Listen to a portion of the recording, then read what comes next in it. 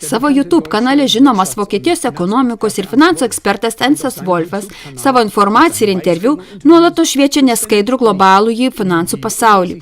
Sudėtingi tarpusavio ryšiai redukuojami iki esmės ir paaiškinami paprastam žmogui suprantama kalba. Aktualus komentaras formate Ensas Wolfas taip pat užima poziciją dabartinėmis temomis ir parodo aplinkybės bei tarpusavio ryšius, apie kuriuos neperskaitysite masinėse informavimo priemonėse. Žemiau klausykitės komentaro apie Eloną Muską ir Twitter. Didysis žaidimas. Elonas Muskas ir Twitter. Ernsto Wolfo komentaras. Elono Musko Twitter perėjimas jaukia pasaulį. Pagrindinė žiniasklaida puola jį, nes jis paskelbė, kad nebecenzūruos informacijos ir jie dabar baiminasi netikrų naujienų antplūdžio. Kita vertus, milijonai Musko gerbėjų šlovina savo herojų kaip žodžio laisvės gelbėtoją, tačiau akivaizdu, kad abi grupės nesupranta, kad savo požiūriu jos tampa pavojingiausios mūsų laikų tendencijos aukomis.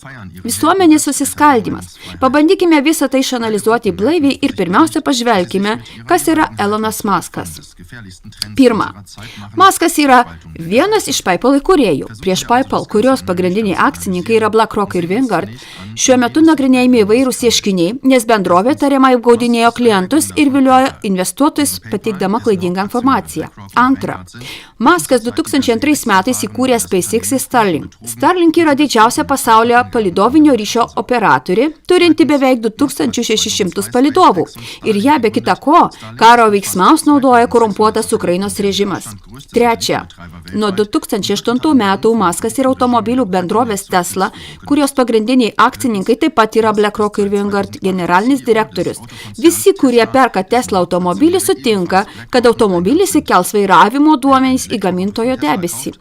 Visi, kurie nori išvengti duomenų rinkimo, keisdami automobilio nustatymus, gaus Tesla teisininkų įspėjimą apie licenzijos pažeidimą. Ketvirta.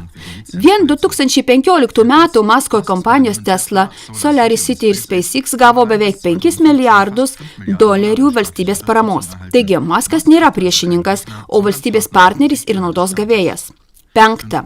2008 metais Muskas buvo apmokytas pasaulio ekonomikos forumo programoje Young Global Leader, kuris skatina viešojo ir privataus sektorių partnerysčių plėtrą visame pasaulyje. Šešta. Muskas 2016 metais įkūrė Neuralink. Jo transhumanistinis tikslas yra sukurti prietaisą, skirtą bendrauti tarp žmogaus smegenų ir kompiuterių, vadinamąją smegenų ir kompiuterio sąsają. Muskas didelis Kinijos ekonominės pažangos gerbėjas. 2022 metais spalį pasiūlė Taivaną padaryti specialią administracinę zoną Kinijos valdžioje. Tai tik šiek tiek informacijos apie darbą žmogaus, kuris geriau nei bet kas kitas žino, kaip pateikti save kaip žmogų, kuris plaukia prieš srovę ir žadėjo padaryti Twitterį laisvo žodžio erdvę. Bet kas pirmiausia slypi už Musko sprendimo perimti Twitter? Akivaizdu, kad planuojama Twitter paversti finansinių paslaugų teikėjų ir per jį leisti privačią valiutą, taip atveriant visiškai naują verslo sektorių. 2017 metais Muskas jau nusipirko domeną X.com, kuris buvo uždarytas 2002 metais perimant PayPal ir paskelbė, kad Twitter taps mokamas. Taigi, jis gauna tai, kas jį labiausiai domina, tai yra savo vartotojų duomenys.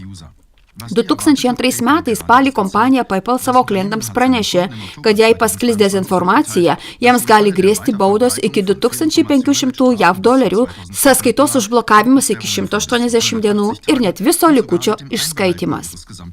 Ką visa tai reiškia? Nei daugiau, nei mažiau, kad diskusijos žodžio laisvės klausimų įžiebė pseudo konfliktą, kuris kaip ir didžioji pastarųjų metų sveikatos krizė atlieka puikų darbą, atitraukdama pasaulio visuomenės dėmesį nuo svarbiausių procesų vykstančių antrame plane, vis labiau sutelkiant pinigus ir duomenis į mažesnį kiekį rankų ir pajungiant mus visus skaitmeniniam finansiniam kompleksui.